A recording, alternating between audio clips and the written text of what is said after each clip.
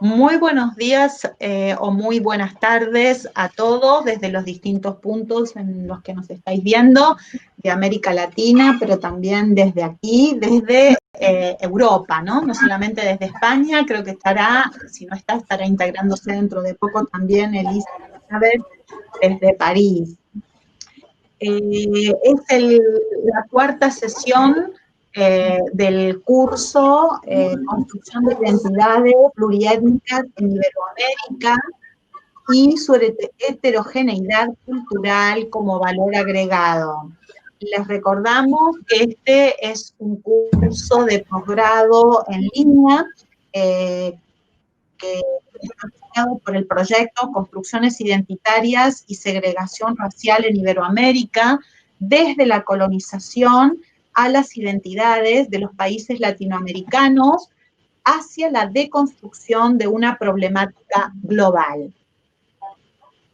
En la sesión de hoy, como es nuestro objetivo en cada uno de estos encuentros que tenemos, el enfoque de la problemática de la segregación, de la exclusión, de la marginalidad, del racismo o de la xenofobia en Iberoamérica, les voy a pedir que silencien los demás micrófonos porque si no tenemos ruidos con eco. Gracias. Les decía entonces que como siempre lo venimos haciendo desde distintos enfoques, en esta cuarta sesión el enfoque viene desde el derecho, desde la historia del derecho. La sesión de hoy se titula La Ley de Libertad de Vientres de 1870 como norma preparatoria para la definitiva abolición de la esclavitud en Puerto Rico. Y la persona, el disertante, quien nos va a hablar hoy, me da mucho gusto presentarlo, es el doctor Alfredo Martínez González. Es, bueno, además de ser un amigo y un compañero de la Universidad de Sevilla, nos conocemos hace ya bastante tiempo y es un gusto que esté participando con nosotros en el proyecto y que haya accedido a participar también en el curso. Alfredo es licenciado en Derecho, especialista en Historia del Derecho, con un doctorado en Historia del Derecho indiano, en Historia, me corregirá él, bueno, me va a corregir él ya seguro, porque a él le gusta hablar mucho y además aclarar muy bien todas estas cuestiones. Bueno, pero digamos el derecho colonial y el derecho en América Latina, en Iberoamérica, ha sido su gran especialidad siempre, ¿no? Es profesor en la Facultad de Derecho de la Universidad de Sevilla y su inclusión tanto en el proyecto como en este curso es la mirada que desde el derecho y desde la historia del derecho se pueda plantear a la problemática de la exclusión y de la segregación. Por eso es un gusto desde muchos puntos de vista tenerlo presente y agradecerle también en la cantidad de ocupaciones que tiene que pueda estar presente. Muchas gracias, Alfredo, y te voy a dar la palabra. Muchísimas gracias, Sandra. Lo primero, antes de presentarme, que ahora me presentaré como corresponde, no sé si me escucháis correctamente o no, porque yo os escucho muy entrecortados a vosotros. No obstante, si mi voz sí se traslada al otro lado de la pantalla, yo feliz, porque como tengo que hablar, y Sandra, como ha dicho, me gusta hablar, pues no tengo ningún problema. ¿Se me escucha correctamente, por favor? Sí, se me escucha correctamente. Sí, se escucha. Perfecto. Lo escucho claro. De acuerdo, pues entonces yo te escucho muy bien. podré levantar el dedito. Perfecto. De acuerdo. Yo es que a vosotros escucho bastante mal. Yo diría que de cada 5 palabras, 3 no las escucho. No sé por qué, pero bueno, hemos tenido problemas con Internet, con la compañía de Internet aquí en casa. Hemos intentado cambiarla, nos han dado teóricamente soluciones, pero en la práctica, pues, no voy a decir qué compañía es por pudor, pero estoy bastante enfadado por esta compañía. Dicho esto, yo vengo a hablar de derecho. Lo que pasa que, bueno, que quien me conoce, y Sandra ya me conoce hace unos años, efectivamente, saben que soy un historiador del derecho que no le gusta exclusivamente hablar del ámbito jurídico. ¿Por qué? Pues porque hay dos maneras de enfrentarse al mundo del derecho. Una de ellas es estudiar el derecho histórico, es decir, las normas frías con los preceptos que contienen dichas normas, y otra es estudiar la historia del derecho en el ámbito jurídico dentro de la sociedad. Al fin y al cabo, el derecho está hecho para la sociedad y desde la sociedad. De tal modo que yo vengo a hablar aquí sobre, teóricamente, sobre la ley de vientres libres o de libertad de vientres del año 1880 en Puerto Rico. Podía haberme decantado por Cuba, pero he optado por Puerto Rico y luego explicaré por qué. Pero no voy a hablar exclusivamente de la ley de vientres libres. Primero porque sería absolutamente aburrido y no quiero aburrir al personal. Y en segundo lugar porque considero que la ley de vientres libres no se entendería sin hacer una mirada transversal de la sociedad. Especialmente una mirada transversal de la sociedad partiendo de la base de la península ibérica. Sí se ha estudiado bastante la ley de libertad de vientres desde la perspectiva puertorriqueña o desde la perspectiva cubana, pero no desde la perspectiva netamente española peninsular. Y al fin y al cabo, la ley nació aquí, en la España peninsular. Bueno, yo ahora mismo no me encuentro en la España peninsular, sino en la insular, ya lo sabe Sandra, porque estoy ahora mismo en las Islas Canarias. Pero bueno, en cualquier caso, en lo que es la España peninsular y archipiélagos adyacentes. Voy a intentar comenzar a compartir la pantalla. Nunca me he metido aquí, espero hacerlo bien. Si no pudiera lograrlo, Sandra, pues te ruego que estés atenta para... Vamos a intentarlo de otra manera. Voy a intentar hacerlo yo para poner la proyección que tenía pensado. Supongo que esto será muy parecido, sí. Pantalla completa, efectivamente, va a ser muy similar a la plataforma que nosotros tenemos en la Universidad de Sevilla. Yo ahora mismo nos estoy viendo a vosotros, de tal manera que, bueno, que decidme por favor sí o no, veis la pantalla, con eso ya me conformo. Y comienzo la disertación. ¿Veis la pantalla, por favor?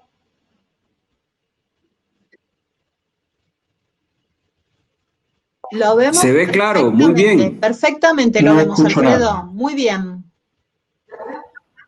¿Lo veis? Ahora sí, vamos a comenzar, como os estoy diciendo, hablando de la ley de libertad de vientres o de vientres libres de 1800, problemática de la esclavitud. España, y del mismo modo que España tiene momentos históricos preciosos, hay otros momentos históricos en los que no son tanto. Y este es un momento histórico en el que no lo es tanto, más que nada por el tiempo en el que tardó España en unirse a un principio que ya venía existiendo. Es decir, el fenómeno de la libertad de vientres o de vientres libres, que en otras palabras, a grandes rasgos, para no decir algún tipo de expresión grandilocuente, significaba simplemente que a partir de una fecha determinada, todo hijo de esclava que naciese, ya él no era esclavo, aunque hubiese nacido como hijo de esclava. No era un principio que España se lo hubiese sacado de la manga. Era un principio que venía arrastrándose en el mundo hispanoamericano decimonónico desde comienzos de la década de los 10 del siglo XIX. Diferentes países como México, como Chile, como Colombia, etcétera. Argentina se unió un poquito más tarde, especialmente Buenos Aires se unió a esta libertad de vientre en los años 50, pero en cualquier caso todos estos países vinieron haciendo suyo este principio de libertad de vientres, que no era otra cosa que abolir la esclavitud de una manera gradual, no de una manera brusca o repentina, pero en cualquier caso sí de una manera gradual. He puesto aquí, junto con esta Gaceta de Madrid, que era es el antecesor del Boletín Oficial del Estado Español, he puesto un grabado del año 1778 de una esclava puertorriqueña. Una esclava puertorriqueña que considero que refleja bastante bien la problemática que yo vengo a hablar. Una esclava puertorriqueña que tiene entre sus brazos a un niño blanco. No sé si todo el mundo lo puede ver, espero que sí. El niño es blanco. En cualquier caso, eso significaría que esta esclava puertorriqueña era posiblemente un ama de cría.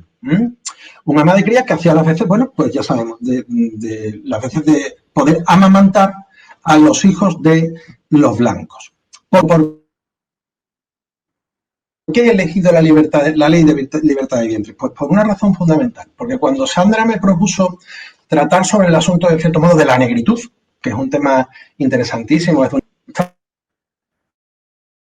yo en ese momento en Madrid, en el Archivo Histórico Nacional, y se cumplían 150 años de esta ley. Una ley también llamada Ley Moret, puesto que Segismundo Moret fue el miembro del gobierno que impulsó y que proclamó esta norma en el año 1870, de tal manera que tenía su plena justificación tratar este asunto, ya que se corresponde con una efeméride. Qué mejor este año que hacerlo este año y no dentro de 50 años, que yo espero seguir viviendo, pero nadie me lo puede garantizar. Así que era el momento de hablar sobre la Ley Moret. Una Ley Moret que, como he dicho, también pretendió establecerse en Cuba, pero tuvo enormes problemas. Más adelante, colateralmente, intentaré hablar sobre ello.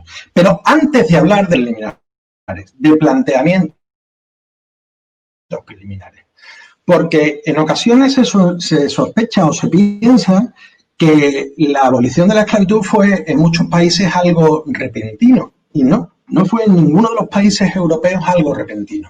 No lo fue en España, no lo fue en Portugal, no lo fue en Inglaterra, no lo fue en Francia, etc. Al revés, el fenómeno de la esclavitud fue aboliéndose gradualmente, paulatinamente. ¿Cómo comenzó gradualmente y paulatinamente aboliéndose el fenómeno de la esclavitud? Pues este fenómeno de abolición comenzó con la erradicación de la trata, es decir, del comercio de esclavos. Un comercio de esclavos que, dicho sea de paso, y a mí me gustó mucho la expresión que se dijo el otro día sobre que la esclavitud era una construcción social, un comercio de esclavos que siempre se trata desde la perspectiva de los negreros portugueses, los negreros españoles, los negreros ingleses, pero nunca se trata también desde la perspectiva de los negreros africanos. Es decir, había negros que comerciaban con otros negros y que se los vendían a su vez a todos estos negreros de origen europeo. Pues bien, este comercio de esclavos intentó abolirse en el año 1815, es decir, una fecha lejana para la fecha de la ley sobre la que yo voy a tratar. Pero creo que es necesario hablar de 1815 y de los años siguientes, porque así podemos ver que efectivamente fue un fenómeno, el de la abolición de la trata y de la esclavitud, que vino arrastrándose a lo largo de décadas. En Viena, el 8 de febrero de ese año, de 1815, una serie de potencias, concretamente 8 potencias, firmaron la abolición de la trata. Bien, es verdad, y aquí es donde yo empiezo a separarme un poquito del derecho positivo, del derecho escrito, que una cosa es lo que dice la norma y otra muy distinta es la ejecución de la misma. Y podemos decir que esta norma, en cierto modo, quedó en agua de borrajas. Por lo pronto, España la ratificó 2 años más tarde, en 1887. Pero sabemos que determinadas conculcaciones de este pacto obligaron a España a firmar un nuevo tratado con Inglaterra en 1835. Aquí os pongo un ejemplar que he encontrado en el Archivo Histórico Provincial de Las Palmas de Gran Canaria, en donde me encuentro investigando en los últimos años. Esto es lo que viene a refrendar, efectivamente, siendo un tratado de 1885, que desde 1835, perdón, lo que viene a refrendar o a demostrar o a reflejar es que desde 1815 hasta 1835, durante esas 2 décadas, realmente este compromiso sobre la comercio. Es más, fijaos, voy a poneros un dibujo de Rafael Monleón y Torres del año 1875. 1875, 4 años más tarde de ese tratado que tenéis en pantalla. Es un dibujo que se encuentra en la Biblioteca Nacional de España. Rafael Monleón y Torres fue un gran pintor decimonónico sobre asuntos náuticos, y fue un gran pintor sobre asuntos náuticos porque resultó que este señor llegó a ser piloto náutico que recorrió varias veces el Atlántico. Y él ahí dibuja determinados barcos que no son cualquier barco, son barcos negreros en 1875, lo que viene a significar que siguió y continuó un tráfico de esclavos clandestino. Un tráfico de esclavos clandestino que continuó muy especialmente hacia la isla de Cuba. Y aquí comenzamos a diferenciarnos o a diferenciar la historia entre Cuba y Puerto Rico. Se sabe que el tráfico clandestino siguió especialmente a través de barcos negreros, muchas veces, y esto es algo que bueno, se viene publicando en los últimos años, resulta bastante curioso, por negreros catalanes, a esclavos en la isla de Cuba, a pesar de estar prohibido, con la connivencia de determinados funcionarios que, bueno, hacían la vista gorda a la hora de permitir pasar un cargamento de esclavos negros. También es verdad, y esto hay que decirlo, porque hay que poner a cada uno en su sitio, que la Armada Española intentó, como ejército naval, intentó bloquear cada vez que pudo todo este tráfico negro. Ya si eso, luego, posteriormente os comentaré un caso encontrado en el archivo del Museo Naval de Madrid, ya lo comentaré en el coloquio porque se sale del arco cronológico, pero me parece muy interesante para hablar acerca de la Armada Española. ¿Esto qué es lo que significó o qué es lo que trajo consigo? Pues esto es lo que trajo y en cambio en Puerto Rico hubiese algo así como, en el momento de la ley, nada más que unos 31.000. 400.000 esclavos aproximadamente en la isla de Cuba, por unos 31.000 en la isla de Puerto Rico, ya que en Puerto Rico efectivamente el tráfico negrero sí llegó a bloquearse, pero en la isla de Cuba no.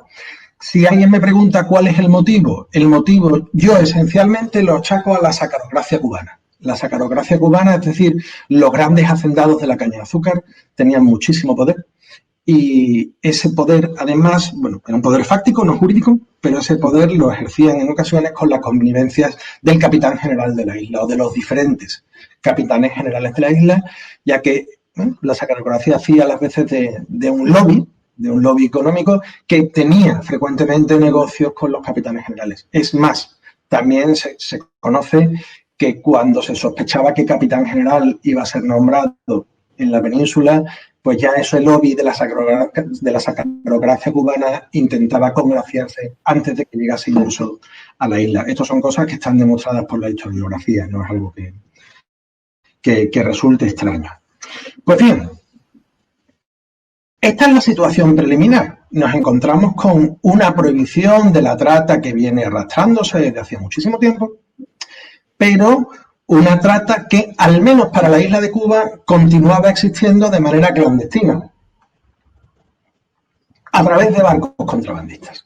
Eso no significa que en Puerto Rico no hubiese esclavitud, pero sí significa, y esto también es algo diferente entre Puerto Rico y Cuba, que el esclavo negro que se encontraba en la isla borinqueña, en Puerto Rico, era un esclavo que había nacido. ¿Sí? ¿He escuchado? ¿Se me escucha bien? Si no se me escucha... Sí, ¿se escucha bien? Aquí? Vale, continúo. ¿Se escucha bien? ¿Había escuchado? Te escucho, pero... Sí, se ¿Había escucha escuchado bien. un timbre? Perfecto. Es que había escuchado un timbre y a lo mejor era alguien que había levantado la mano o algo parecido. Pues como estaba diciendo, en la menor de las Antillas Mayores, que era Puerto Rico, los esclavos habían nacido en Puerto Rico, pero sus padres también. Me estoy refiriendo ya a la década de los 70 o 60 del siglo XIX. Sus padres también y sus abuelos también. Es decir, eran esclavos que se encontraban absolutamente arraigados en la isla de Puerto Rico. No sucedía así en la isla de Cuba. En la isla de Cuba se conocían, y además hay fotografías de los años 60 que hicieron algunos viajeros, se conocía que determinados esclavos que radicaban en esa isla eran esclavos de determinadas naciones africanas, y así se refleja. En cambio, en Puerto Rico, y luego enseñaré algún documento, todos los esclavos ya habían nacido en esa isla, es decir, se trataba de una población plenamente criolla. Se hallaban acostumbrados a relacionarse con la población libre puertorriqueña. Y esto va a ser también, bueno, pues una enorme diferencia que traerá su peso a la hora de que Puerto Rico abola la esclavitud mucho antes que en Cuba. Y voy a seguir hablando de puertorriqueños, pero voy a seguir hablando de puertorriqueños en Madrid. Voy a seguir hablando de puertorriqueños en la península ibérica. Fijaos en esta fotografía. Esta fotografía es una imagen que corresponde a la Universidad Central de Madrid, la universidad más importante cuantitativamente, no sé si cualitativamente porque ahí estaba Salamanca o incluso nuestra universidad, la de Sevilla, que bueno, es de comienzos del siglo XVI, pero cuantitativamente, desde luego, la Universidad Central madrileña se llevó la palma. Una universidad en la que en sus pasillos comenzó de una manera efervescente una serie de pensamientos en contra de la esclavitud.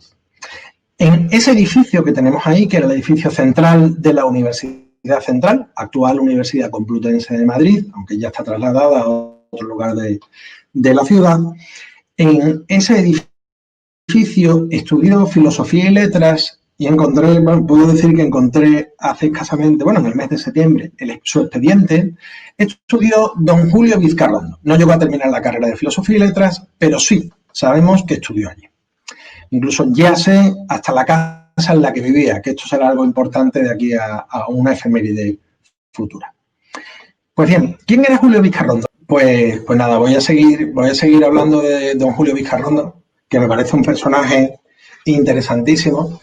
Como decía, hasta donde creo que he podido explicar, Julio Vizcarrondo como estudiante de Filosofía y Letras se encuentra en Madrid a finales de 1864 y en diciembre hace una primera reunión oficiosa, no oficial, pero sí oficiosa, con personajes intelectuales de la juventud intelectual en ese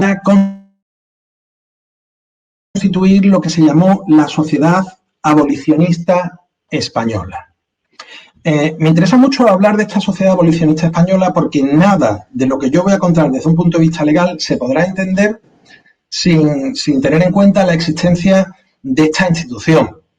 Esa sociedad abolicionista española, cuyo germen acabo de decir que fue en un pequeño piso, en una pequeña casa de Madrid, al cabo de los meses, de los pocos meses, concretamente en abril de 1865, llegará a tener una primera reunión oficial en un sitio que creo que es de justicia resaltarlo. Y no solo, porque fueron muchos, voy a poner aquí a determinados personajes de la intelectualidad española.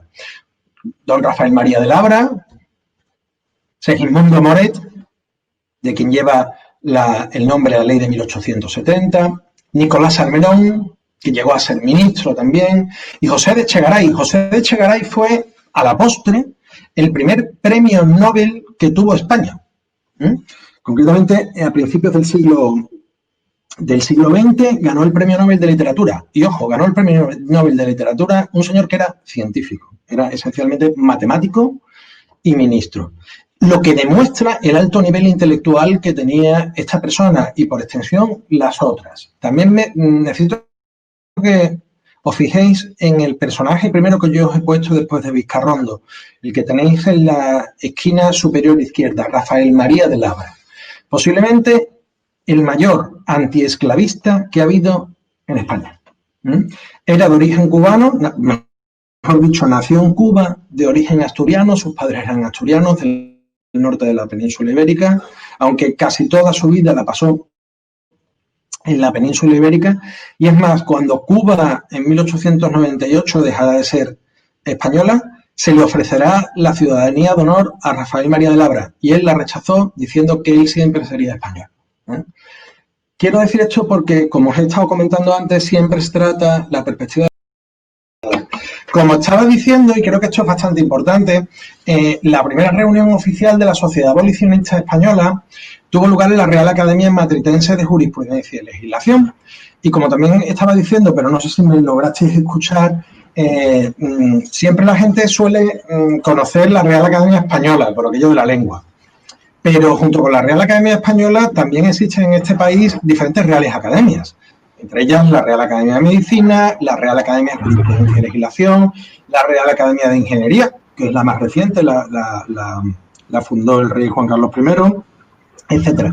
Pues bien, pues en la Real Academia Matritense de Jurisprudencia y Legislación, ni más ni menos, digamos que se dio el pistoletazo de salida a la sociedad abolicionista española, lo cual significa que la intelectualidad, en cierto modo, de la Villa y Corte, de Madrid, y también, por ende, de todo el país, estaba mayoritariamente en contra de la existencia de la esclavitud.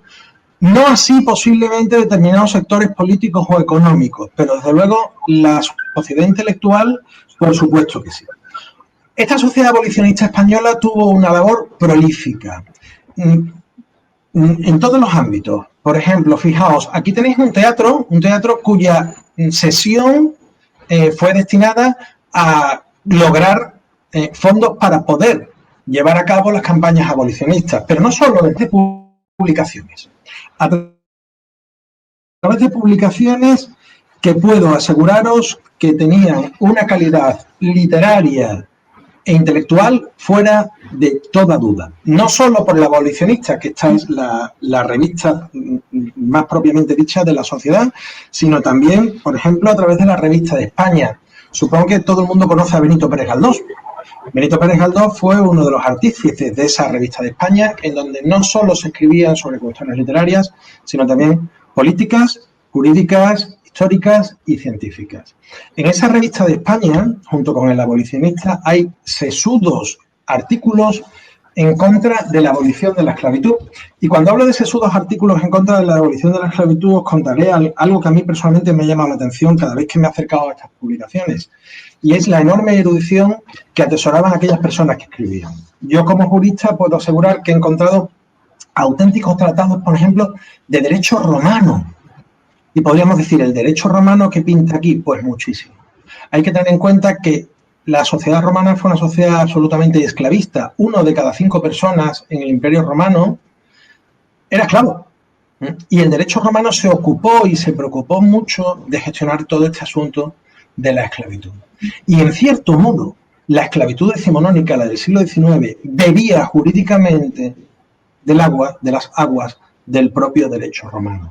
De ahí que en estos tratados, porque al fin y al cabo eran tratados, no artículos, que se promulgaban tanto en la Sociedad Abolicionista como en la Revista de Europa o en la Revista Española, de la Revista de España, todos estos tratados de ahí que beban del derecho romano, y creo que tenemos que ponerlo en valor.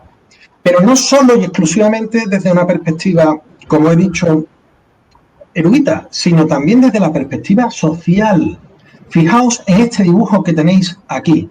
Es un dibujo que refleja algunas de las manifestaciones convocadas por la Sociedad Abolicionista en Madrid. Y ahora quiero agrandar determinadas partes del dibujo para que os deis cuenta de ciertos asuntos que creo que tenemos que ponerlos en vigor. Por ejemplo, el estandarte. Si os dais cuenta, el estandarte habla de la abolición inmediata, no gradual, sino inmediata de Puerto Rico. Pero es que justo debajo del estandarte hay 2 individuos negros. En el Madrid del siglo XIX, porque en el Madrid del siglo XIX había individuos negros.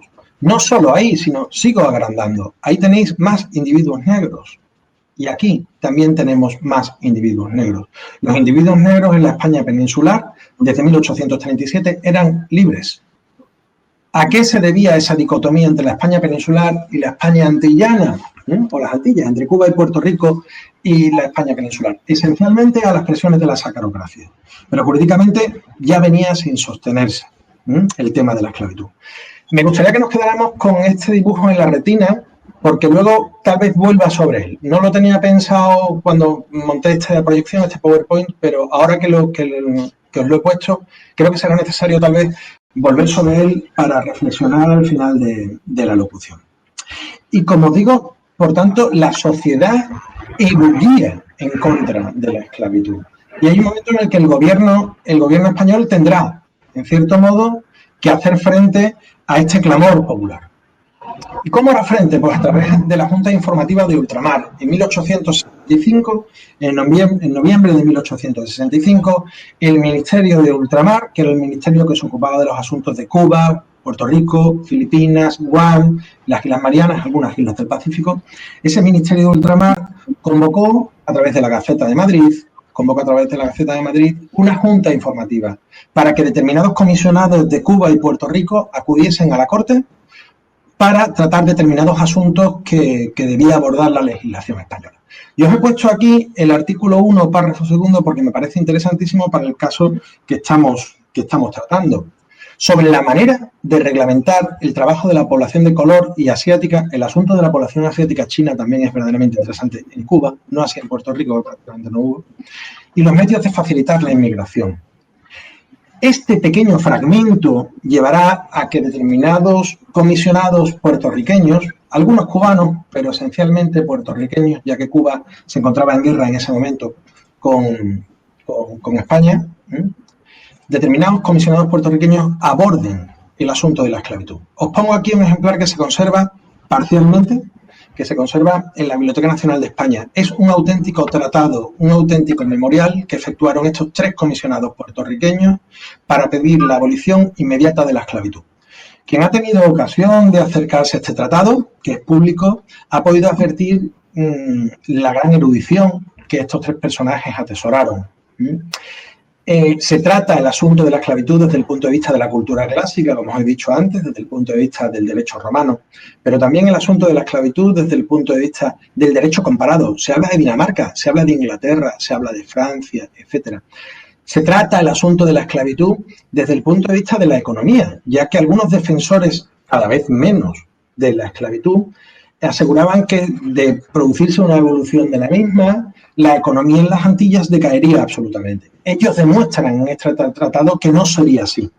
Y como esos asuntos, tantos otros que van desgranando para intentar convencer al gobierno español sobre la abolición de la esclavitud.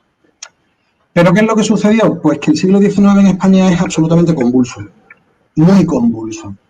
Y el gobierno de la reina Isabel II era poco proclive al clamor popular. De hecho, aquí en España tenemos una constitución de 1845 que recogía un sufragio a la hora de votar, un sufragio electoral muy pequeño. Posiblemente solo podía votar un 0,1% de la sociedad. Este tipo de cosas generaron un malestar absoluto. Un malestar tan absoluto que decayó, bueno, que terminó desembocando en lo que se conoce como la Revolución de 1868 o la Revolución Septembrina, por suceder en ese mes, en el mes de septiembre, también llamada aquí como la Revolución Gloriosa. Una revolución bien conocida incluso, bueno, aquí por los alumnos de bachillerato es típica pregunta, la Revolución Gloriosa, para los exámenes de acceso a la universidad. Una revolución gloriosa que intentará abordar determinados asuntos que preocupaban al país y que desde luego el gobierno de Isabel II no se ocupó de ello. Isabel II cogerá un tren en San Sebastián, en el norte de la península ibérica, y se marchará al exilio a Francia. Es una revolución que, por cierto, no es republicana, es una revolución monárquica. Los militares que encarnan esta revolución buscaron luego a un rey de origen italiano, Amadeo de Saboya, pero en ningún caso fue una revolución republicana. No obstante, cuando se efectúa esta revolución, el vacío de poder que se genera es colmado por una Junta Superior Revolucionaria de Madrid. Y fijaos lo que dice la Junta Revolucionaria Superior de Madrid. Es absolutamente contraria a la esclavitud. Y de hecho la califica como lo que es, desde luego, un ultraje a la naturaleza humana. Y por supuesto, una afrenta a la nación. Una nación que era la única en el mundo civilizado que la seguía conservando. Simultáneamente, en ese momento está por allí un personaje, hay muchos personajes y casi todos me los voy a dejar en el tintero, pero este sí lo quiero reseñar. Un personaje puertorriqueño, considerado también prócer de la patria puertorriqueña, que fue don Eugenio María de Hostos. Y Eugenio María de Hostos es contrario, obviamente, a la esclavitud. Pero si fijaos, este escrito de Eugenio María de Hostos no aboga por una abolición de la esclavitud inmediata, sino por una abolición de la esclavitud paulatina, progresiva. Él aboga por la libertad de vientre. Creo que esto tenemos que ponerlo en valor, porque siempre se han ensalzado a los próceres de la patria puertorriqueña, y es cierto que Eugenio María de Hostos estaba a favor de la abolición de la esclavitud, pero en este caso, en este contexto, él en ningún momento habla de la abolición inmediata, sino de una abolición gradual. Pues bien, esta revolución llegó a despertar el interés en todo el mundo europeo. Tanto es así que os pongo aquí un documento original del Comité Antiesclavista Británico que se conserva en el Archivo Histórico Nacional en Madrid del 2 de octubre del 68, es decir, pocos días después de haberse producido esta revolución. E incide en algo, os lo señalo a través de la aplicación, incide en algo que en cierto modo sí estaba en la cabeza del gobierno provisional, de ese gobierno que de una manera, provisional se había gestado en España. Y incide en el caso de que, por favor, en el asunto de que, por favor, que no se tenga miedo a la abolición de la esclavitud. Por parte de los gobiernos españoles se temía enormemente que la esclavitud supusiese el que luego los esclavos se tomasen la justicia por su mano. De ahí que hasta los británicos puntualizasen mucho que no tendrían por qué tener peligro, que ellos en sus territorios de ultramar ya estaban aboliendo, ya habían abolido la esclavitud y que en ningún caso había habido revueltas violentas. Esto lo que refleja, por supuesto, es lo que os acabo de contar. El mundo entero estaba mirando a España por lo que estaba sucediendo en España. Pero es que a nivel interno también. A nivel interno se hizo esta declaración, este manifiesto, un día después de la Carta Británica a ese gobierno provisional, en el que se le pidieron una serie de cosas. Fijaos, ahí lo tenéis. Y voy a señalar muy especialmente los dos artículos que más me interesan, que son el primero y el último. Fijaos, quedan declarados libres todos los negros o mulatos que hayan nacido o nazcan de mujeres esclavas a partir del 17 de septiembre de 1868, la fecha de la Revolución. Y el sexto también me parece interesantísimo, de ahí que os haya señalado algunos fragmentos, porque dice, se reconoce el derecho electoral para los efectos del artículo anterior a todo varón libre mayor de 25 años, nacido en territorio español o naturalizado sin distinción de raza ni color. Lo que demuestra que efectivamente el asunto del racismo era una cuestión cultural. En este caso, si os dais cuenta, mirando el artículo sexto, se habla de varón libre y se deja de lado la raza o el color. No se habla, por ejemplo, de mujeres. Aquí las mujeres sí van a seguir teniendo un veto, el derecho al voto, pero no la raza ni el color. Obviamente de aquellos varones que fueran libres, ¿eh? Por supuesto. Pero esto creo que también es muy significativo y que tenemos que ponerlo en resalte. Es más, he tenido ocasión de descubrir el original a mano de ese texto impreso que tenéis. Y resulta también muy significativo, porque en él se recogen las firmas de todos, absolutamente todos, los intelectuales españoles de un lado y otro lado del charco que lo firmaron. Y entre ellos nos encontramos a personajes como Rafael María de Labra, que os acabo de comentar, Julio Vizcarrondo, el fundador puertorriqueño de la Sociedad Abolicionista Española, José Echegaray, ese personaje que luego será Premio Nobel de Literatura, o incluso en esta otra página son como una decena o docena de páginas de firmas, os he puesto simplemente dos. Aparece en esa otra página la firma de Eugenio María de Hostos. Pues bien, ¿qué es lo que sucedió? Pues que el gobierno provisional, que ahí lo tenéis, no atendió en la práctica a estas peticiones. ¿Y por qué no atendió en la práctica? Posiblemente porque entendió y tuvo miedo, entendió que el abolir la esclavitud podía ceder de las funciones que provisionalmente ellos tenían en su poder. En cualquier caso, justo después se produjeron una serie de elecciones a Cortes Constituyentes. Y en esas elecciones a Cortes Constituyentes se convocaron también a diputados cubanos y puertorriqueños. Y este es un asunto sobre el que me gustaría también reflexionar. Es un asunto colateral, pero me gustaría reflexionar sobre él. Porque siempre se habla de colonias. Pero, y lo dejo en el tintero y luego podíamos en la conversación podíamos tratar el asunto. No conozco ni una sola colonia que tenga carácter de provincia a partir del 69. ¿eh? Del 37 al 69 podríamos decir que sí. ¿eh? Pero no conozco ninguna colonia que tenga carácter de provincia, por un lado, y que además pueda enviar a sus representantes con pleno voz y pleno voto a sus cortes, es decir, a su parlamento. Aquí se está convocando a parlamentarios de Cuba y de Puerto Rico. Concretamente, en el caso de Puerto Rico, que es el que ahora mismo nos atañe, se convocaron a 11, no a uno ni a dos, a 11 diputados, con voz y voto exactamente igual que un diputado de Sevilla, un diputado de Madrid, un diputado de Valencia, un diputado de Barcelona. Exactamente igual. Este es un asunto que, bueno, cada vez que he ido a Puerto Rico y he tenido ocasión de conversarlo con gente, es absolutamente desconocido en la isla de Puerto Rico. Tal vez sea porque, bueno, y esto es una reflexión que comparto con vosotros, como me dijo una vez una persona, un alto cargo del Instituto de Cultura Puertorriqueña, aquí en la isla los niños no saben quién es Isabel la Católica, pero sí saben quién es George Washington. Posiblemente por ahí vaya el asunto. Pero la cuestión es que irán a las Cortes diputados puertorriqueños, y esos diputados puertorriqueños lucharán vehementemente, y lo veremos, por la abolición de la esclavitud. Sin embargo, de esas Cortes Constituyentes, que nacerá una Constitución, que la tenéis aquí, de esas Cortes Constituyentes no nacerá una Constitución, era muy avanzada, pero en este caso no nacerá una Constitución que trate frontalmente el asunto de la esclavitud. En todo caso, los únicos artículos que podríamos utilizar que sirvieran para abolir la esclavitud son estos de aquí. El artículo 1, que narra quiénes eran los españoles, y el artículo 25, que hace alusión al trabajo, a la libertad, en cierto modo, del trabajo. Parece ser, y esto lo leo directamente del diario de sesiones del 10 de mayo del 69, parece ser que dijo alguien en las Cortes, el poner en la Constitución un artículo decretando la abolición sería un lunar en ese código y la Constitución debe estar limpia de toda mancha.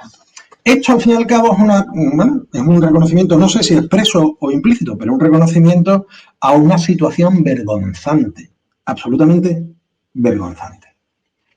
¿Qué es lo que sí se hizo una vez que la Constitución tuvo pleno vigor? Pues lo que sí se hizo a partir del mes de septiembre fue crear otra comisión. Otra comisión que tenéis aquí los principales miembros de ella, y voy a poner, por supuesto, aquí a los dos que más me interesan.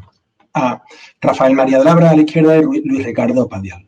Uno nacido en Cuba y el otro nacido en Puerto Rico. ¿Por qué los pongo a ellos? Pues porque, fijaos, fueron los únicos que lucharon y que propusieron, además por escrito, que lucharon por una emancipación radical, una emancipación radical desde el primer día de 1870, otorgando a los menonitas, es decir, a los esclavos liberados, el goce completo de los derechos civiles y políticos.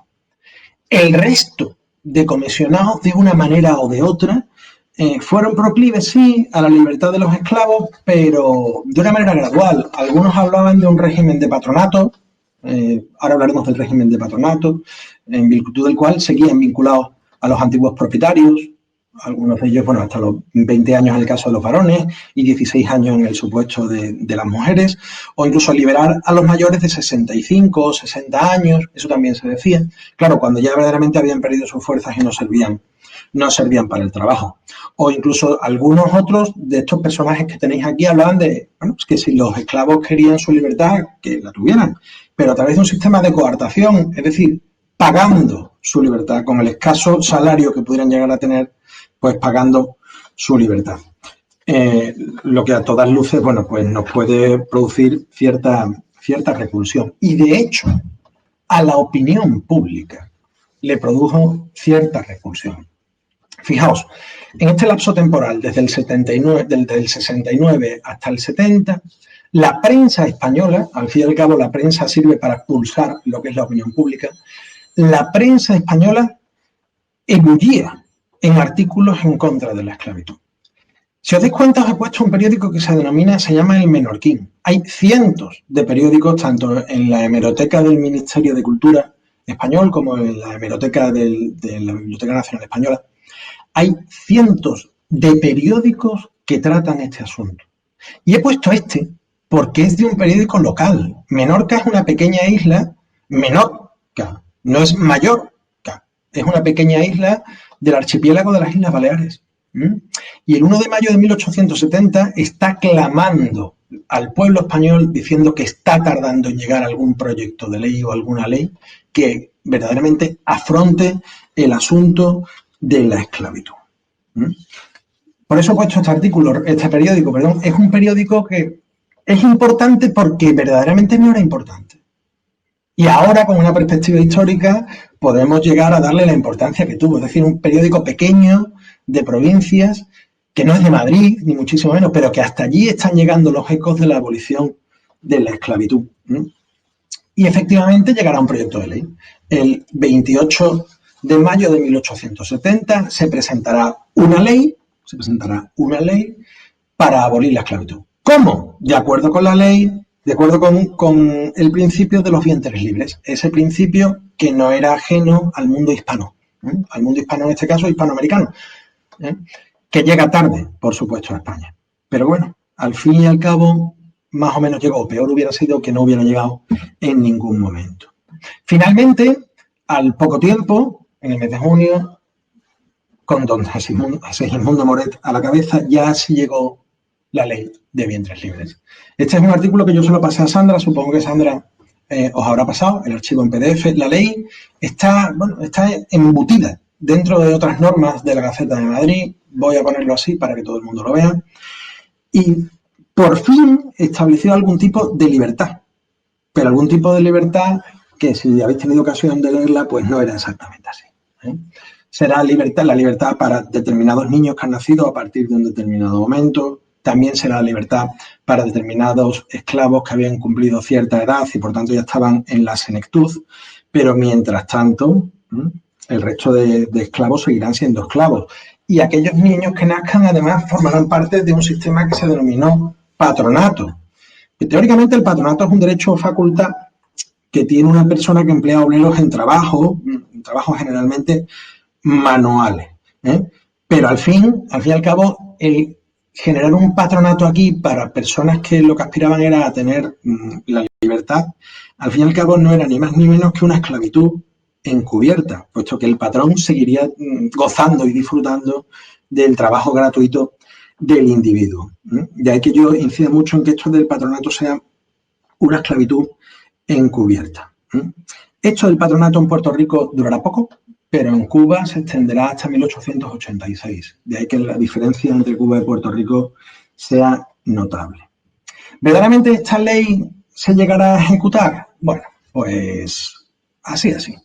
Sí es cierto que determinados esclavos, tanto niños como muy ancianos, en Puerto Rico fueron liberados. Os pongo aquí un documento real, un facsímil del Archivo General de Puerto Rico sobre la emancipación en el municipio de Juncos, un municipio rural de Puerto Rico, de un esclavo, una emancipación en julio de 1870, es decir, poco tiempo después de la entrada en vigor de la ley, pero luego esta emancipación fue efectuada, yo diría que a cuentagotas. Os voy a poner aquí, os he puesto la Gaceta de Puerto Rico, que hacía las veces de Gaceta de Madrid, pero en la isla, es decir, era el diario oficial gubernamental. Y voy a ampliaros aquí, esto es a final de año, algunas liberaciones que aparecen. Ahí tenéis las liberaciones. No estamos hablando de decenas ni de centenares de esclavos. Estamos hablando de esclavos que, se van liberando a cuentagotas. Precisamente por eso, 2 años más tarde, intentará establecerse un reglamento para vertebrar todo esto de la abolición de la esclavitud. Sin embargo, ya os digo que este reglamento también fue ejecutado a cuentagotas. Aquí tenemos, por ejemplo, un registro general de esclavos de ese mismo año, de 1872, y resulta interesantísimo. Son muchas páginas, obviamente yo no voy a poner todas. Me he centrado en alguna cualquiera, porque prácticamente son todas iguales. Os la coloco aquí. Y resulta verdaderamente interesante. Voy a ampliar algunos de ellos. Estos esclavos en 1872 seguían siendo esclavos. El primero, el de arriba, un tal Ramón, hijos de Saldaña, que es negro, natural de Puerto Rico, lo que antes os decía, estos esclavos habían nacido en Puerto Rico porque sus padres habían además nacido en Puerto Rico. No estaba coartado. Supongo que todo el mundo lo ve, no estaba coartado, es decir, ni siquiera había podido aspirar a autoliberarse, está empadronado en tal sitio, era hijo de Aquilina, no tenía hijos, etc. Y si miráis en el lado derecho, pues habla de su edad, 37 años, su estatura, era una estatura corriente, era de color negro, etcétera. Debajo, inocencia, también de hijos de Saldaña, es decir, esos eran los esclavistas. Natural de Puerto Rico, no estaba coartada, era hija de María, sí tenía hijos en este caso. Y si miramos al lado, tenía 29 años, estatura pequeña, su color mulato no era negro, como el anterior, etc. Esto lo que nos está demostrando, efectivamente, es que la esclavitud en Puerto Rico en 1872 seguía existiendo. Es verdad que gracias a la ley de vientres libres, tanto los niños como los ancianos empezaron a ser liberados, pero el grueso de los esclavos no. ¿Cuándo llegó la abolición completa? La abolición completa llegó en 1873. En 1873, por fin, sí habrá una ley de abolición de la esclavitud. Os pongo este dibujo, pero hablaré sobre él más tarde. Aquí tenéis otro diario, el Boletín Mercantil de Puerto Rico. Un diario muy importante, no era el diario oficial, era un periódico normal y corriente, no era el boletín oficial del Estado, ni muchísimo menos, pero aquí por fin sí se dice en 1873 que queda abolida para siempre la esclavitud en la isla de Puerto Rico. ¿Y hubo algún tipo de problemas con los esclavos? ¿Los esclavos se tomaron la justicia por su cuenta? Pues la respuesta es no. Fijaos, hay un libro, ahora cuando active la pantalla, si eso os lo enseñaré, que se llama Historia de la esclavitud negra en Puerto Rico. Es todo un clásico desde hace muchísimo tiempo y se sigue reeditando por la Universidad de Puerto Rico. Su primera edición es de 1953, en el que se narra cuáles fueron las reacciones tanto del pueblo puertorriqueño como de los propios esclavos, ¿no? Por ejemplo, dice, voy a salto de mata, dice este libro: el decreto de abolición fue un motivo de grandes celebraciones en ciudades y pueblos de la isla. En la capital, el pueblo emocionado acudió al Te Deum celebrado en la catedral en acción de gracias por la inmensa conquista alcanzada con la ley de abolición. Y lo que es muy significativo, voy a contaros un pequeño fragmento. En Guayanilla, otra zona rural de Puerto Rico, dice Luis Díaz Soler, el autor de este libro: los esclavos manumitidos de Guayanilla, esa noche, la noche en la que se enteraron que habían dejado de ser esclavos, los esclavos manumitidos de Guayanilla ofrecieron un banquete a los reformistas en el cual los primeros sirvieron la mesa testimonio de esclavitud.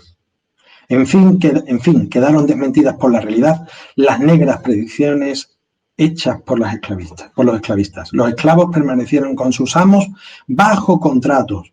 Y hubo ocasiones, en el caso de esclavos heredados por viudas o huérfanos, en los que los negros contribuyeron con parte de su jornal al sostenimiento de los amos. Lo cual demuestra una enorme generosidad por parte de los esclavos liberados. Y voy a concluir con el dibujo que os he puesto ahí, que se encuentra en una escuela en Manatí, en Puerto Rico, que trata sobre la esclavitud. Es un dibujo que a mí me produce sentimientos encontrados. ¿Por qué me produce sentimientos encontrados?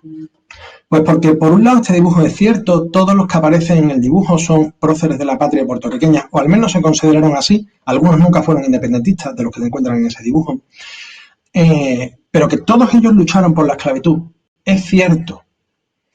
Pero digo que me da sentimientos encontrados, me produce sentimientos encontrados porque también en la España peninsular, como he intentado reflejar, hubo enormes españoles peninsulares de un gran talante democrático y de un gran talante intelectual que lucharon por la esclavitud. Sin contar con la historia de ellos, sin sacarlos a la luz, esta historia estaría absolutamente incompleta. Estaría incompleta si no habláramos de Castelar. Castelar llegó a ser primer ministro español. Estaría incompleta si no habláramos de Echegaray, ese premio Nobel de Literatura. Estaría incompleta si no hablásemos de Rafael María de Labra, que sí, que no había nacido en Cuba, pero que decidió ser español después de 1898.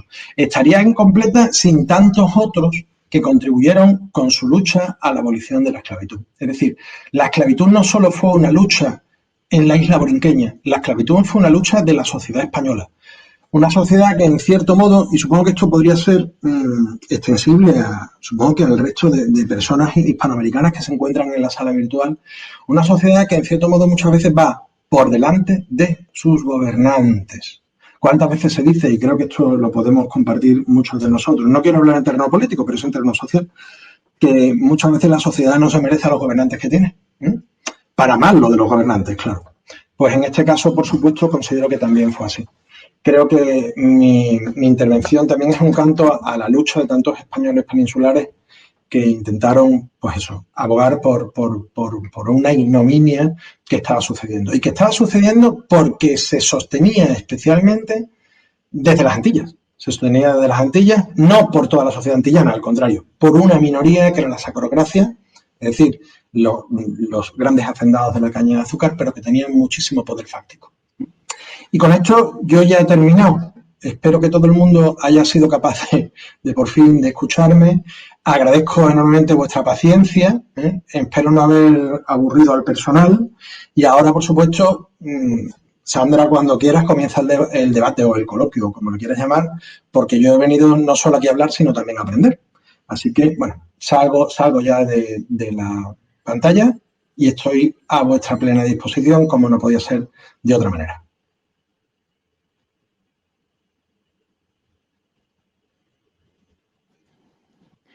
Pues muchísimas gracias, Alfredo.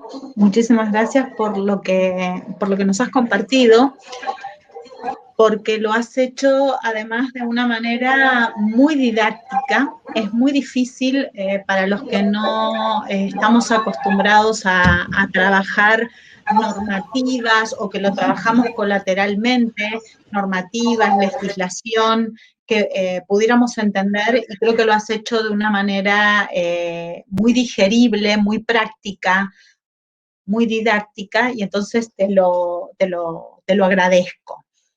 Yo me quedo con varias cuestiones que has planteado, y creo que el planteamiento fundamental y el disparador fundamental es, en primer lugar, la idea, retomar un poco la idea central de que el tema de la negritud, y en este caso de la esclavitud, es una construcción social, ¿no? Y es una construcción social y cultural. Y que me quedo con lo final que dijiste, ¿no? Con que la lucha contra ese sistema, en realidad, que es un sistema que viene, que no está implementado solamente a partir del encuentro del mundo europeo y el mundo americano, sino que tiene raíces muchísimo más profundas, pero que ha hecho eclosión con el descubrimiento y la colonización de América. Ese sistema que es económico, que es social, que es cultural, pero que también es político, porque hay intereses de todos estos tipos manejados detrás del sistema esclavista. El abolicionismo es una cuestión social, ¿no? Y que muchas veces la sociedad va por delante de los gobernantes. Me pareció muy interesante poder ver cómo desde la sociedad española se luchó por establecer la abolición de la esclavitud, y cómo hubo, porque esto tú lo has presentado para Puerto Rico, pero estoy segura que lo podemos seguir en cualquier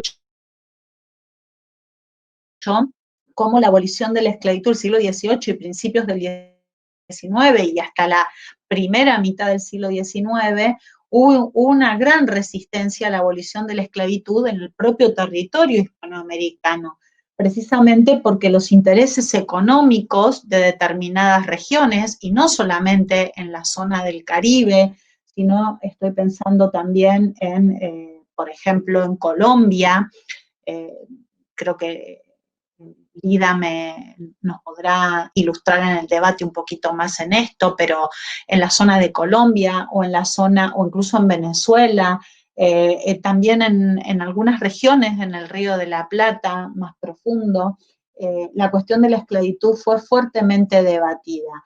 Y como señalaba Alfredo, incluso en el Río de la Plata, incluso en Buenos Aires, la libertad de vientres fue de las más tardías, en un territorio donde decíamos que, bueno, la esclavitud fue un gran negocio, ¿no? En el puerto de Buenos Aires, a través no solamente del comercio ilícito, sino también del contrabando. Me quedo entonces con esas ideas, con la lucha de la sociedad por la abolición de la esclavitud y por la construcción de una identidad, ¿no? Y en esa construcción de la identidad hay un elemento que Alfredo marcaba y que me parece interesante, que es cuando en el momento en que verdaderamente queda abolida la esclavitud en Puerto Rico, se celebra un banquete y los negros que ya estaban libertos, que ya eran libertos, sirven a los abolicionistas, ¿no? En un gesto, algunos dicen de generosidad. Yo creo que es un gesto de repetir paradigmas o repetir esquemas en los que han nacido y se han reproducido generaciones, y del que es muy difícil o que tendrá que pasar un buen tiempo, muchos años, para poder romper esas otras cadenas que son cadenas sociales y culturales, ¿no? Y creo que con esto empezamos a dejar un poquito más el debate abierto. No sé yo si intervenir, Sandra, ¿puedo? Y claro, y ponte la cámara, por Claro, favor, claro. tú eres el que la tiene que Sí, tener. me pongo la cámara abierta la ventana. Ya, a ver si entra la señal bien desde la ventana, porque yo estoy un poco desesperado. Os escucho bastante mal todavía. No obstante, sí hay ciertas cosas que me interesaría recalcar sobre este asunto. En el asunto de la construcción social, hace unos años leí un libro que me fascinó. Fue editado por la propia Universidad de Puerto Rico, de Carmen Baerga, que se llama, el título era Dinámicas racializantes en el Puerto Rico decimonónico. Y me pareció fantástico. Me pareció fantástico porque efectivamente, de hecho, bueno, yo hice una recensión para la Crónica Jurídica Hispalense, que es la revista de la Facultad de Derecho de la Universidad de Sevilla, porque venía a romper muchos esquemas sobre el tema de la raza por la raza, sino, bueno, de la raza desde el punto de vista social, venía a decir esta señora. Y para demostrarlo incluso, ella exponía cómo determinados expedientes de actas de bautismo sufrían a lo largo de la vida de la persona, ya que el acta de bautismo, bueno, era el documento oficial, no existía el registro civil en el 19, y entonces ahí es donde se recogía el devenir existencial de cada persona a través de los sacramentos, ¿no? Y se veía como una persona que había sido negra, a lo mejor libre, pero negra, y por tanto tenía una mala consideración social, a través de determinados matrimonios con gente blanca, iba adquiriendo mayor estatus y privilegio social. Era algo interesantísimo. Recuerdo que, por ejemplo, ella hablaba del asunto de la familia Serrayés. La familia Serrayés es una familia muy conocida en Puerto Rico, puesto que no en vano es la propietaria de del ron más famoso de la isla, el ron Don Q, que a mí me encanta. O sea, yo cada vez que voy a Puerto Rico no solo voy a estudiar, sino también de vez en cuando, si me tengo que tomar un traguito, me lo tomo, que eso no es malo, y los profesores pues también vivimos en este mundo. Y resulta que la familia Serrayés fue una familia que tiene su origen en un apellido catalán. Hubo mucho catalán esclavista, además, como estuve diciendo antes, no solo exclusivamente catalanes, pero un porcentaje importante. Y este Serrayés se casa con una persona que es negra y que poco a poco va haciendo que se blanquice. No sé si el término es correcto, pero al menos se me está entendiendo, ¿no? De tal manera que efectivamente es una construcción social, absolutamente social. Había posiblemente en el siglo XIX, había en el centro de la isla de Puerto Rico personas, campesinos, guajiros de origen canario, blancos, absolutamente blancos, sangre castellana, vamos a decir, sangre castellana que llegó a las Canarias y luego emigró a la isla, que posiblemente vivían en peores condiciones que algunos negros libres, lo cual demuestra que efectivamente el tema de la raza era una construcción social. Y por otro lado, creo haberte escuchado hablar, lo poquito que he logrado atender, porque ya te digo que se me entrecorta. De hecho, te he mandado un vídeo ahora para que veas lo mal que escucho, ¿no? Has hablado, creo recordar, de otras épocas pasadas. Y es cierto. Y el asunto de la esclavitud es un tema que no solo deberíamos tocarlo en las latitudes americanas, sino también en las latitudes españolas peninsulares. Es decir, aquí en la Sevilla del siglo XVI había muchísimos esclavos.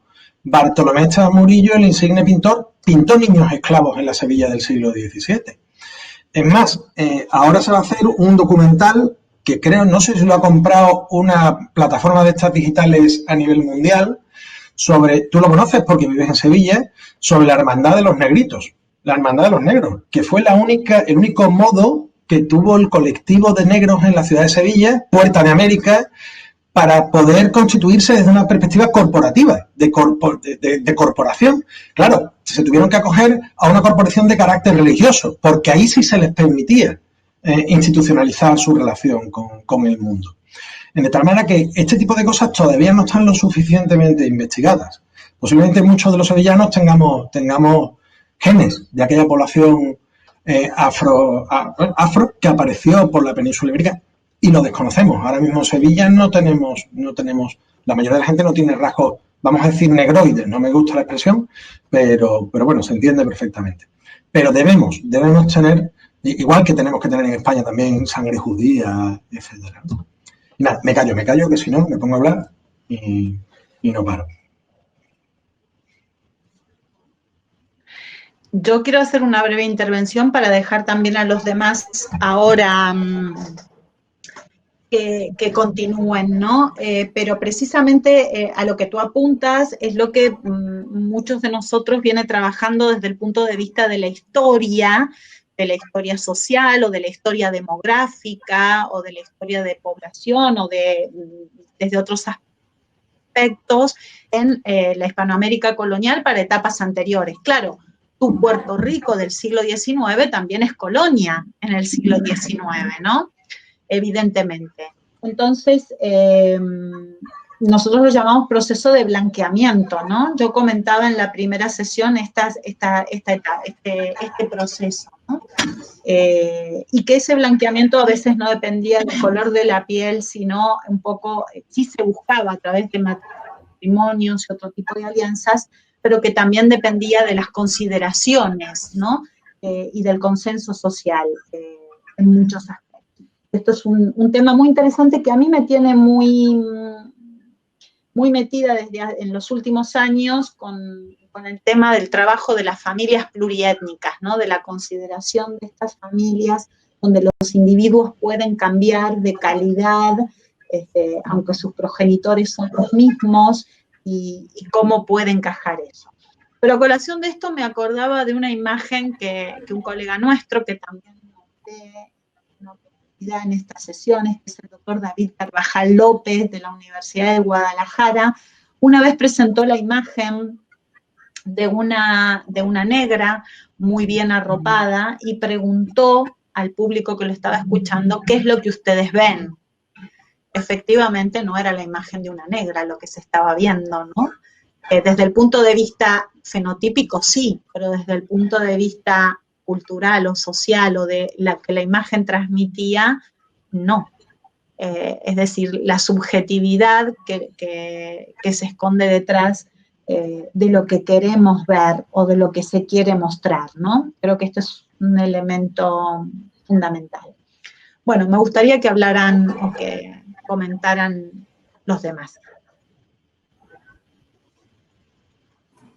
Sí, yo quisiera comentar el caso centroamericano, básicamente. Nosotros tuvimos un acta de independencia en 1821, que la palabra que menos se usa es libertad. Fue una negociación de las oligarquías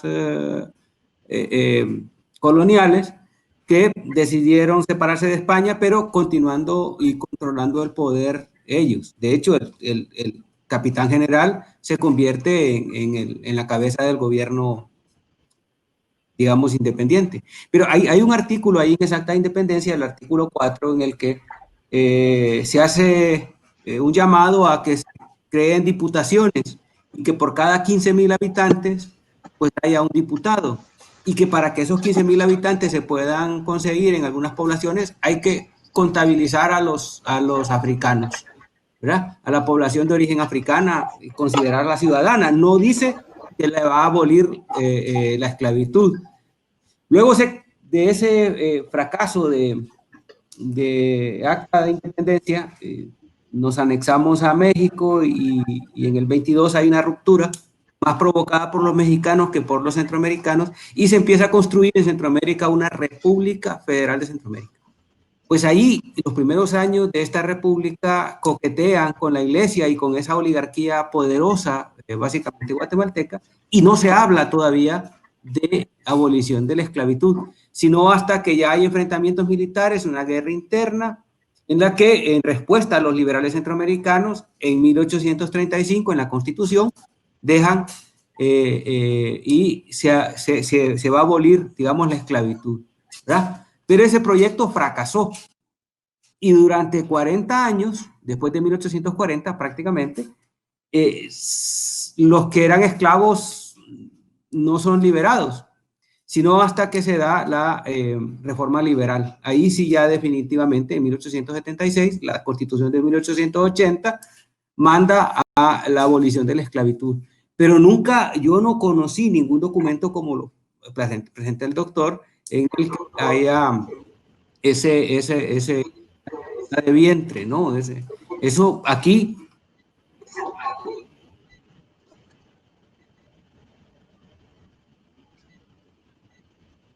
Pues, muchas gracias, Carlos. Sí, yo te he escuchado perfectamente.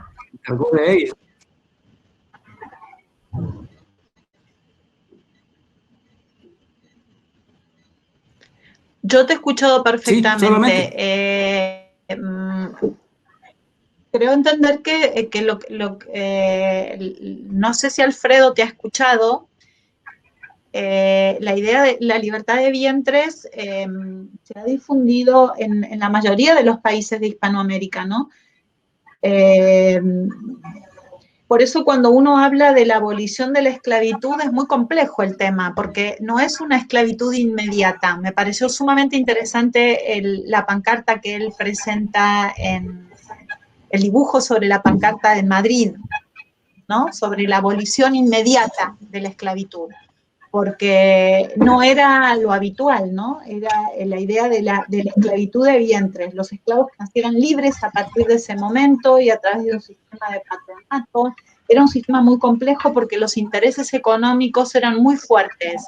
Los intereses económicos y un consenso social que ya venía aceptado incluso por los mismos esclavos, ¿no? Por el mismo grupo negro, por la misma población negra y mulata, ¿no? No nos olvidemos que cuando los esclavos lograban muchas veces huir y formar sus palenques, reproducían en el interior de los palenques la misma estructura, el mismo modelo social y llegaban a tener hasta ellos mismos esclavos. Hubo un palenque bastante conocido en la zona de Nueva Granada, que fue el palenque de Limones, en donde hubo una reina, la reina Leonor, una negra huida, que se proclama reina del palenque y que tiene esclavos dentro del palenque, ¿no? Entonces hay como una reproducción de un sistema social al que ellos pertenecen, contra el que luchan, contra el que se rebelan, pero que al mismo tiempo reproducen, ¿no?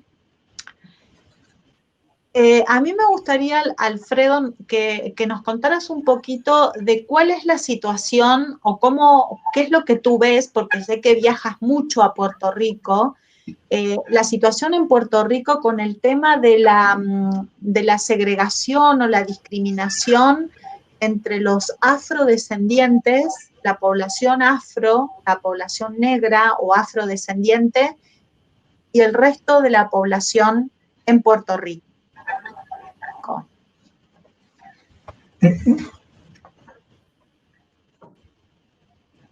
¿Te refieres a mí, Sandra? Es que no escucho bien, como te estoy diciendo, no escucho bien. Me estás preguntando a mí por el tema de la población de Puerto Rico. Pues fíjate, esto es algo bastante curioso. Aquí también entra la perspectiva un poco subjetiva, ¿eh? Y nosotros nos debemos a cuestiones objetivas, ¿no? Pero bueno, yo nunca, como tal, cada vez que fui, nunca tuve la percepción de problemas por asuntos raciales, personalmente. Ahora bien, cuando hablas con puertorriqueños, tengo grandes amigos puertorriqueños que los considero hermanos. Algunos de ellos incluso fueron testigos en mi boda. O sea que te quiero decir.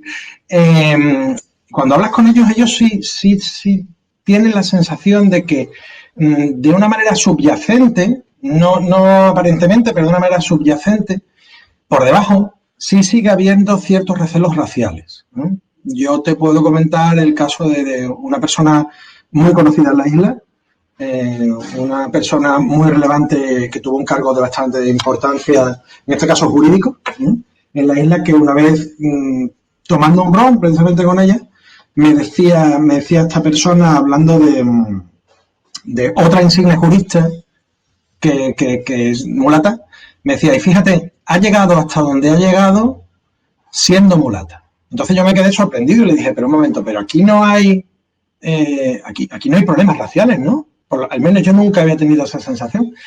Y su respuesta fue, sí los hay, aunque no se habla de ellos.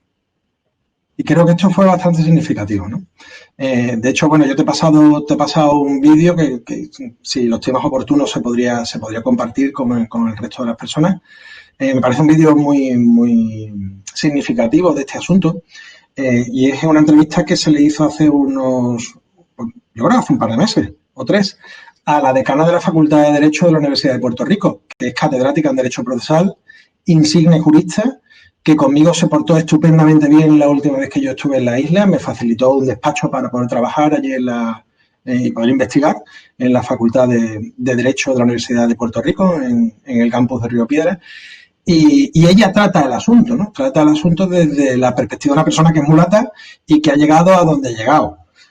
Considero que tal vez la entrevista pudiera hablar más que yo. En cualquier caso, ya te digo, aparentemente yo nunca había tenido esa percepción, pero tal vez sea pues porque lo que me dijo mi amiga en su momento, ¿no? Porque socialmente existen ciertos prejuicios sobre el asunto de las razas, pero no se habla de ellos. Claro, nunca me habían hablado de ellos hasta entonces. Y creo que esa conversación es muy significativa de lo que sucede, tal vez en la sociedad puertorriqueña.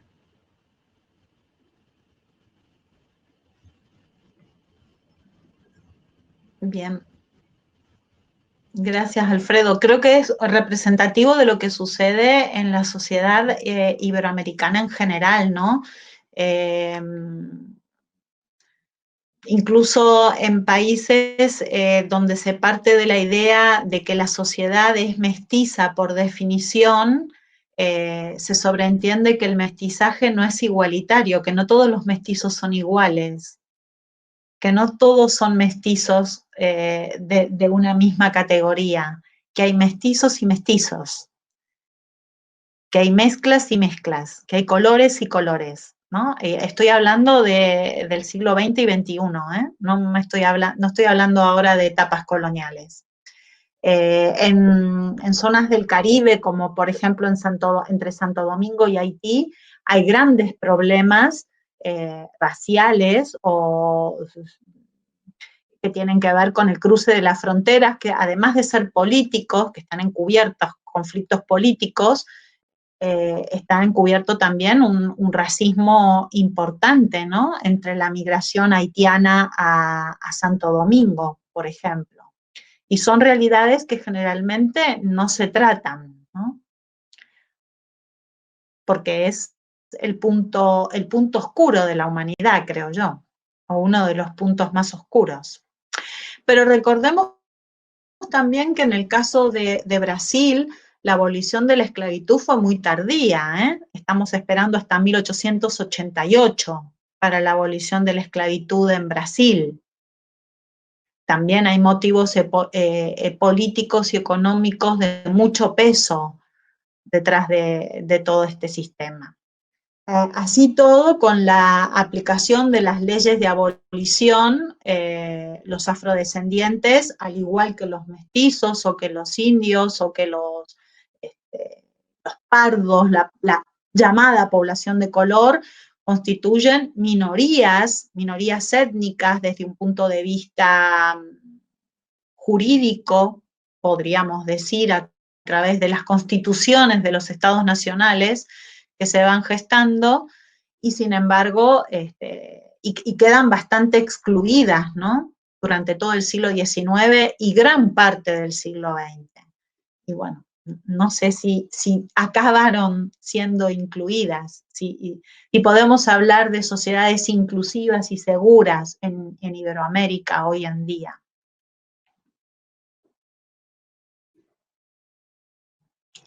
Los escucho, ¿eh? Los escuchamos.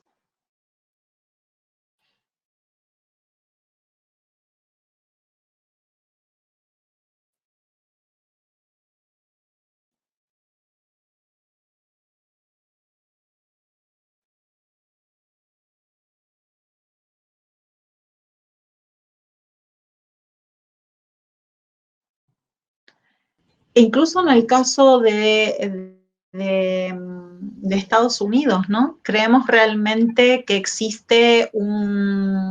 verdaderamente existe una inclusión, que la elección, por ejemplo, de Barack Obama significó la inclusión de un sector afrodescendiente o la visibilización de un sector afrodescendiente al poder. Yo creo en realidad que no, yo creo que incluso en Estados Unidos el tema de la segregación se visibiliza mucho más. En el caso de América Latina es tal vez más peligroso, porque se sobreentiende que deben ser sociedades mezcladas, mestizas, y sin embargo las mezclas tienen escalafones, diferencias.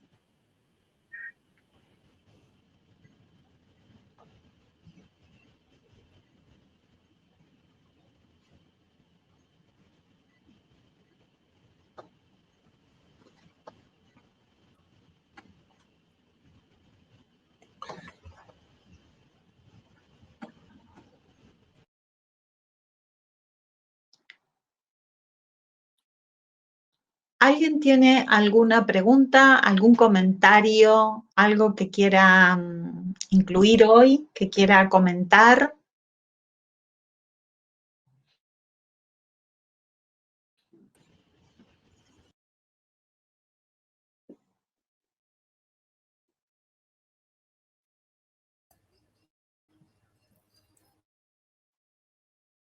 Sandra, buenas tardes o buen día. Buenas tardes. ¿Quién nos está hablando?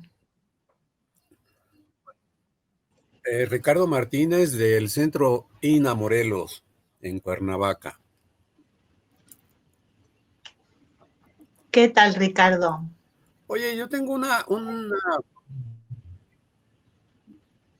una pregunta. De acuerdo con lo que estamos viendo, personajes notables dentro de el terreno universitario, por decirlo de alguna forma, son los que participan en esta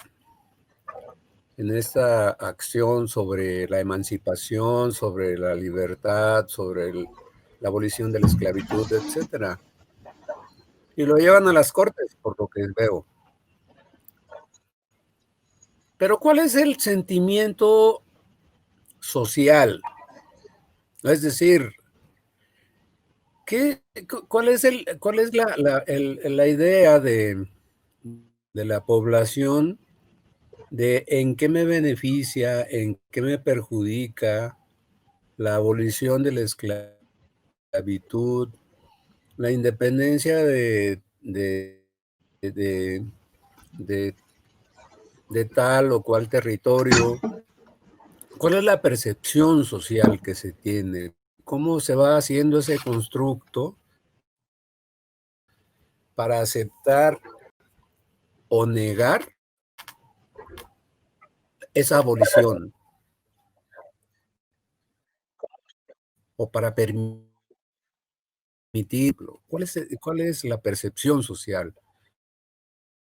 Me queda claro que los ilustrados no tienen el menor problema, pero como ciudadano común yo puedo pensar, voy a tener que trabajar más, no sé, ese tipo de tal otro. Gracias.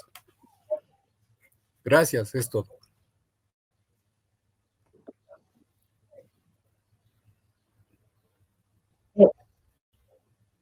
Muy bien.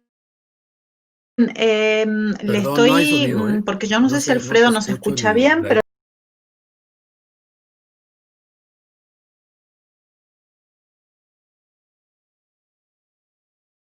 le acabo de pasar a Alfredo tu pregunta para que pueda contestártela, Ricardo, porque está teniendo algún problema él de audición y no lo escucha.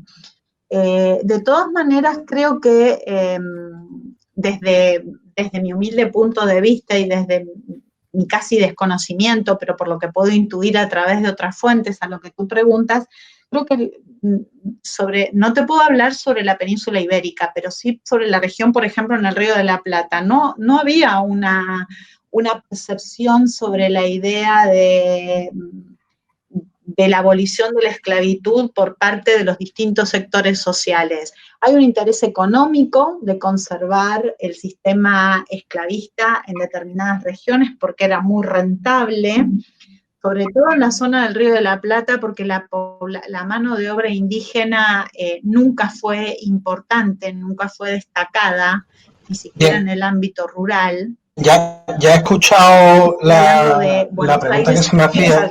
¿Se me escucha, ¿no, Sandra?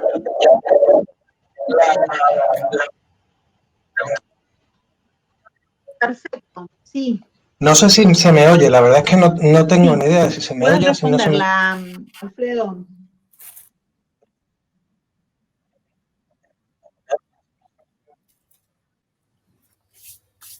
Se te oye. Sí. Sí se escucha, pero creo que hay micrófonos abiertos.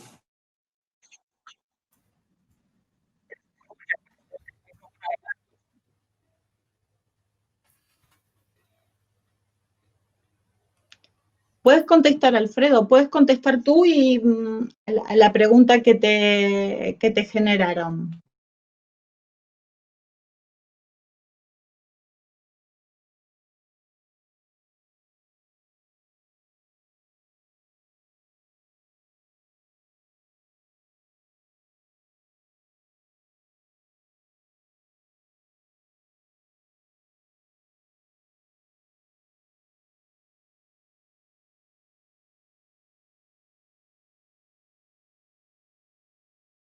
Bueno, lamentablemente hoy tenemos un día complicado porque parece que no tenemos la comunicación bien establecida.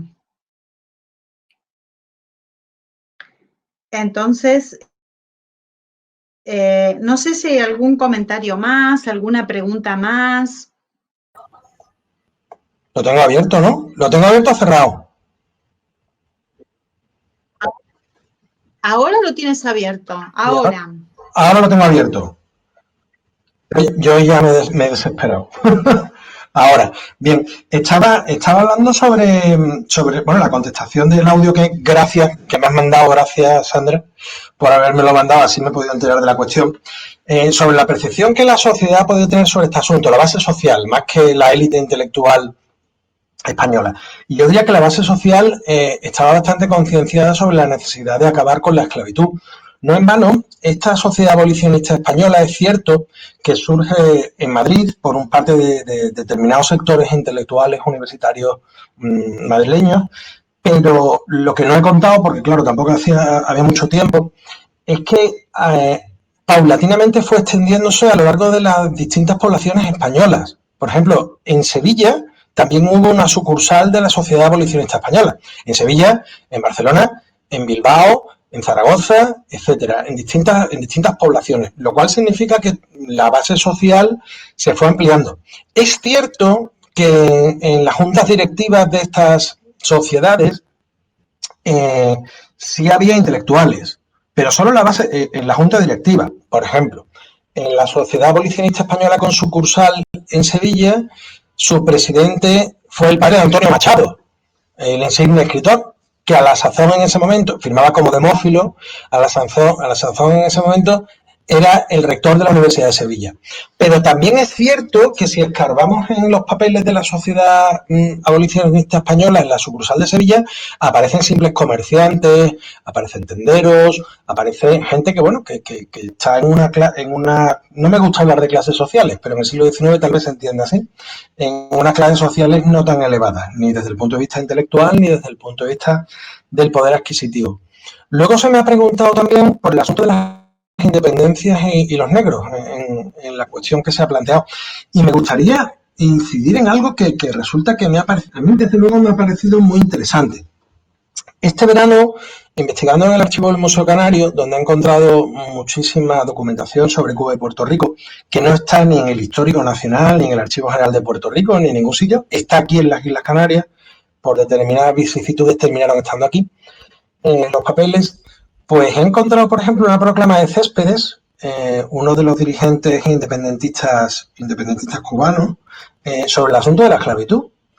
Y era bastante curiosa, porque la proclama de Céspedes lo que viene a decir es que se reconoce, por supuesto, a la liberación de los esclavos, de aquellos dueños que sean proclives a la causa de la independencia cubana, pero no la abolición de los esclavos de aquellos dueños que fuesen proclives a la causa española. Es más, esa locución, que tiene varias anotaciones del ministro de Ultramar, que era canario y por eso los papeles terminaron aquí, esa proclama lo que viene a decir es que los esclavos que se liberen, porque eran esclavos de dueños afines a la causa de la independencia cubana, sí, serán liberados, pero que automáticamente van a formar parte de las intenciones que tenga el gobierno independentista. En este caso, bueno, engrosarían las filas del ejército cubano en contra de los españoles. De tal manera que a lo mejor tenemos que seguir replanteándonos ciertos aspectos sobre el asunto de las independencias y las aboliciones de la esclavitud, porque parece ser que, bueno, que cuando los esclavos tuvieron que ser, los esclavos o los negros en este caso, tuvieron que ser carne de cañón, y es una expresión que la digo totalmente consciente, pues fueron carne de cañón. Es conocido que, por ejemplo, en Argentina prácticamente no hay ahora mismo muchos esclavos. Bueno, perdón, esclavos. No hay ahora mismo una población negra importante.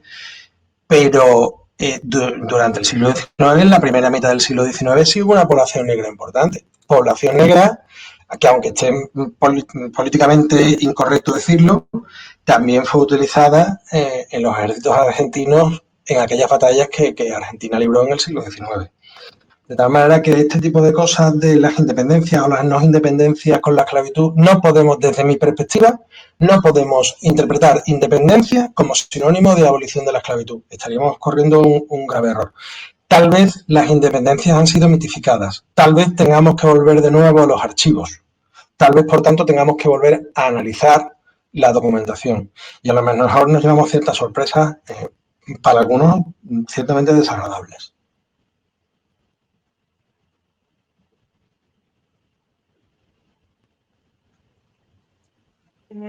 Totalmente de acuerdo, totalmente de acuerdo con la idea. No puedo estar más de acuerdo con lo que acabas de decir. Las independencias no fueron sinónimos de abolición de la esclavitud, ni fueron sinónimos de una desaparición de una mal llamada sociedad de castas y sustitución por una sociedad de clases igualitaria, donde bajo la denominación de ciudadanos se englobó a un grueso de la población, y en este grueso de la población estarían incluidos los afrodescendientes, entre ellos esclavos, libertos y pardos, mulatos, etcétera, también indios, mestizos, etcétera. Desde luego que esto es una revisión historiográfica muy profunda que se viene dando y que es importantísima que así se tenga en cuenta.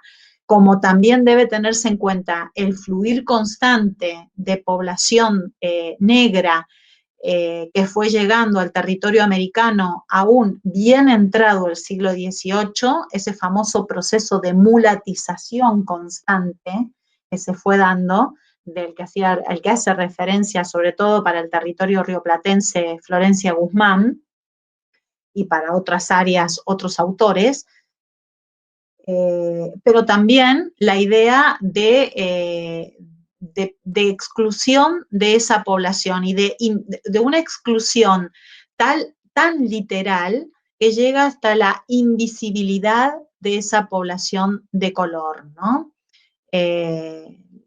Ya lo comenté el otro día, la importancia de todos estos movimientos, nuevos movimientos historiográficos desde distintos ámbitos de las ciencias sociales, por poner en énfasis, poner de relieve no solamente la importancia económica, sino la importancia social y cultural que la población africana, afrodescendiente, tuvo y tiene en los territorios iberoamericanos.